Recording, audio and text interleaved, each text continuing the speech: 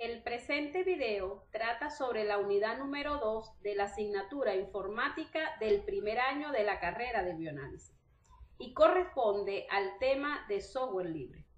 Los facilitadores de la misma son la profesora Elisa Martínez, la profesora Ana Flores y quien les habla, la profesora Milagros Espinosa.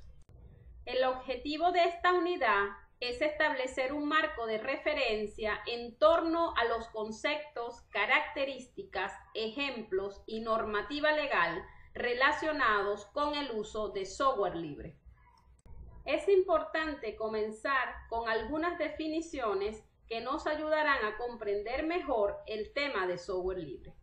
Si recordamos un poco, en clases atrás, habíamos definido al computador como un dispositivo electrónico capaz de recibir una serie de instrucciones y ejecutarlas.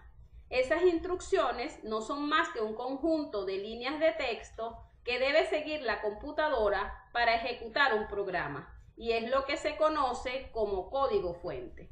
De manera genérica podemos decir que cualquier programa o software informático está compuesto por un conjunto de instrucciones, denominadas código fuente, que convenientemente procesadas generan un programa que la computadora puede ejecutar. De tal manera que las personas que trabajan creando instrucciones o lo que es lo mismo, trabajan con el código fuente, se les llama programadores. Pero aquí, en este punto, vale la pena preguntarse, ¿cómo hacen las computadoras para entender lo que ordenamos? Para que una computadora pueda entender lo que ordenamos, primero debemos comunicarnos con ella de una manera especial, ya que ella solo comprende instrucciones escritas en su propio lenguaje.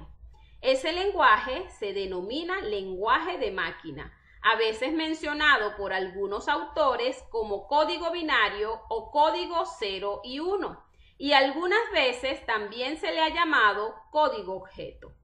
Así como nosotros, los humanos, para entendernos, debemos comunicarnos a través de un lenguaje, que en nuestro caso es el castellano, de la misma manera las computadoras tienen su propio lenguaje, conocido como lenguaje de máquina.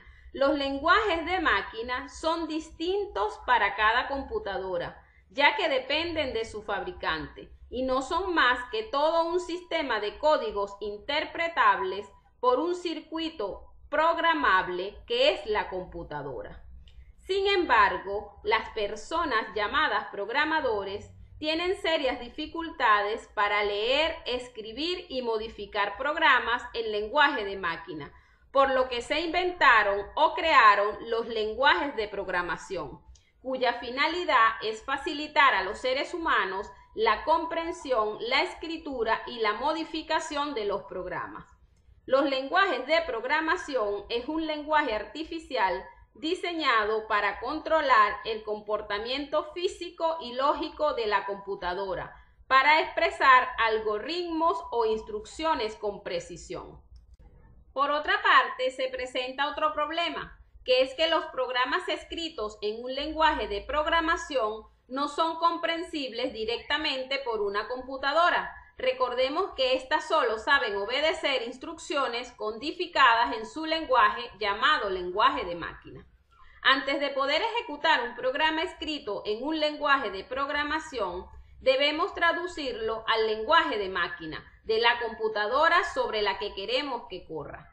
Para cada combinación de procesador o computador, lenguaje y sistema operativo existen traductores automáticos llamados compiladores, que finalmente logran un programa ejecutable. Se trata de programas que leen un programa escrito en un lenguaje de programación y a partir de él generan otro, pero escrito en el lenguaje de ejecución adecuado para una determinada combinación de procesador y sistema operativo. Ahora bien, cuando se trata de comprender el funcionamiento de un programa, de modificarlo o de hacerlo funcionar en una computadora diferente, es imprescindible disponer del texto original o de su código fuente, que ya fue definido previamente.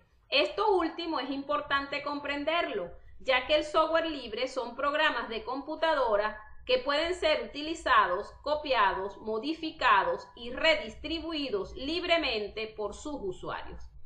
De acuerdo a lo anterior y de una manera más amplia, podemos definir software libre como un programa de computación cuya licencia garantiza al usuario el acceso al código fuente del programa y lo autoriza a ejecutarlo con cualquier propósito, así como a modificarlo y redistribuirlo, tanto el programa original como sus modificaciones, sin tener que pagar a los desarrolladores previos. Por lo tanto, el software libre se define por su tipo de licencia. Luego de este punto, es importante mencionar dos términos necesarios como son el de copyright y el de copyleft. Cuando se habla de copyright, estamos haciendo alusión a software propietario y a derechos de autor o licencia de ley, es decir, todos los derechos de ley reservados a favor de quien haya creado un programa, sea una empresa o una persona. Se dice que todos esos derechos expiran solo hasta después de 100 años de haber muerto el autor o de haber desaparecido la empresa. Es decir, luego de esos años es que estos derechos pasan a ser de dominio público. Ya en Europa se habla de 70 años. Mientras que el copyleft es la licencia libre que permite la libre distribución de copias y versiones modificadas de una obra u otro trabajo, exigiendo que los mismos derechos sean preservados en las versiones modificadas. Este término surge y es comúnmente utilizado en las comunidades que trabajan con software libre. Los usuarios de software libre tienen las siguientes 4 libertades, las cuales van a representar la llamada filosofía del software libre. La primera de ellas es la libertad cero y se refiere al uso del programa con cualquier propósito. La segunda de ellas es la libertad 1, la cual comprende la libertad de estudiar el funcionamiento del programa y adaptarlo a sus necesidades. La siguiente libertad es la número 2, donde se tiene la libertad de distribuir copias para ayudar a los demás. Y finalmente está la libertad número 3, que tiene que ver con la libertad de mejorar el programa y de publicar las mejoras de modo tal que toda la comunidad se beneficie. Aquí es importante recordar que todas estas 4 libertades, del 0 al 3, el acceso al código fuente es un prerequisito para esto. Como características del software libre figuran la independencia tecnológica, el control de la información, la confiabilidad y la estabilidad y finalmente la seguridad. Todas estas características son dadas debido a la libertad que tienen los usuarios para estudiar el programa, modificarlo y distribuirlo. Algunas de las ventajas descritas del software libre son las siguientes. En primer lugar, no se comete ningún delito por usarlo. Esto es debido, como ya se había mencionado, porque le da al usuario algunas libertades. También presenta una amplia gama o variedad de herramientas libres. Por otra parte, este tipo de software está en permanente actualización de manera periódica y frecuente. Una de las ventajas más importantes es el hecho de que está totalmente libre de virus. Adicionalmente, presenta un alto nivel de estabilidad y cada día crece más las comunidades de apoyo y soporte al mismo. Como todo en la vida, también el software libre presenta una serie de desventajas, entre las que destacan, por ejemplo, que el hardware debe ser de calidad y de estándares abiertos. Adicionalmente, algunas aplicaciones específicas no están en el mercado, por lo que carece de marketing. Y finalmente, requiere de profesionales debidamente calificados. Otro punto importante que hay que desarrollar es la normativa legal que fundamenta el software libre, la cual va desde la propia Constitución de la República Bolivariana de Venezuela en su artículo 110, pasando por la Ley Orgánica de Telecomunicaciones y la Ley Orgánica de Ciencia, Tecnología e Innovación o LOCTI, para llegar básicamente a lo que es el decreto número 3390, publicado en la Gaceta Oficial número 38095, de fecha 28 de diciembre del 2004. Este decreto, con rango y fuerza de ley, obliga a la Administración Pública Nacional a emplear prioritariamente el software libre, desarrollado con estándares abiertos para robustecer la industria nacional, aumentando y aprovechando sus capacidades y fortaleciendo así la soberanía. En otro orden de ideas, siempre que se habla de software libre, se le asocia al proyecto GNU. Este proyecto GNU fue iniciado por Richard Stallman con el objetivo de crear un sistema operativo completamente libre, llamado en ese momento el sistema GNU. El sistema GNU fue diseñado para ser totalmente compatible con Unix, que se trataba de un sistema operativo no libre. Para asegurar que el software GNU permaneciera libre para que todos los usuarios pudieran ejecutarlo, copiarlo, modificarlo y distribuirlo, el proyecto debía ser liberado bajo una licencia diseñada para garantizar esos derechos, al mismo tiempo que evitase restricciones posteriores de los mismos, es decir, fue creado bajo licencia copyleft. Hoy en día, GNU se usa habitualmente con un núcleo denominado Linux y surge una combinación que es el sistema operativo GNU-Linux. Su desarrollo es uno de los ejemplos más claros de software libre. Otro ejemplo de software libre es la llamada suite de Office o de oficina, que es una suite ofimática libre y gratuita diseñada para correr lógicamente bajo sistema GNU Linux, pero que también lo hace en ambiente Windows y en Mac con sistema operativo X.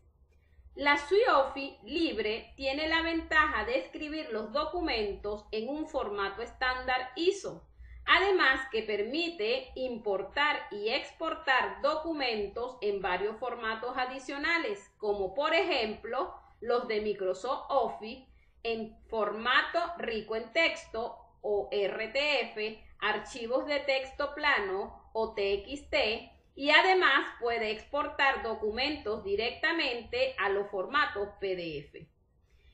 Y el LibreOffice también cuenta con una capacidad de importar documentos en modo de solo lectura. Haciendo un poco de analogía entre la suite de ofimática libre y la de Windows, podemos observar que la suite libre cuenta con un procesador de texto llamado Writer, que en el caso de Windows es equivalente a Microsoft Word. También posee un editor de hojas de cálculo que se conoce como Cal y en Windows corresponde a Microsoft Excel. Posee además un gestor de presentaciones denominado Impress y que en Windows equivale a Microsoft PowerPoint. Un gestor de bases de datos llamado Base y que bajo ambiente Windows es conocido como Microsoft Access. Un editor de gráficos vectoriales conocido como DRAC y un editor de fórmulas matemáticas conocido como Max. En fin, como ya se dijo en las ventajas, ya se han creado una variedad de programas y herramientas libres que día a día continúan en ascenso. Ya para terminar, aquí en Venezuela, como respuesta a todo lo planteado anteriormente, se ha venido promoviendo desde las instituciones del Estado la formulación de proyectos que fomenten el trabajo colaborativo a través de la consolidación de una plataforma tecnológica que permita promover el desarrollo de las capacidades nacionales en materia de tecnologías de información, basadas en software libre y bajo estándares abiertos.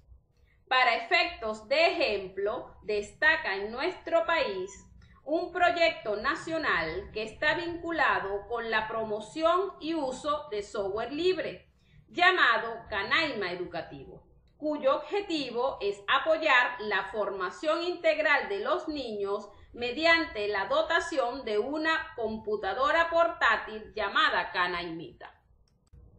Si desean ampliar el tema, es importante que consulten las siguientes referencias, las cuales se listan a continuación.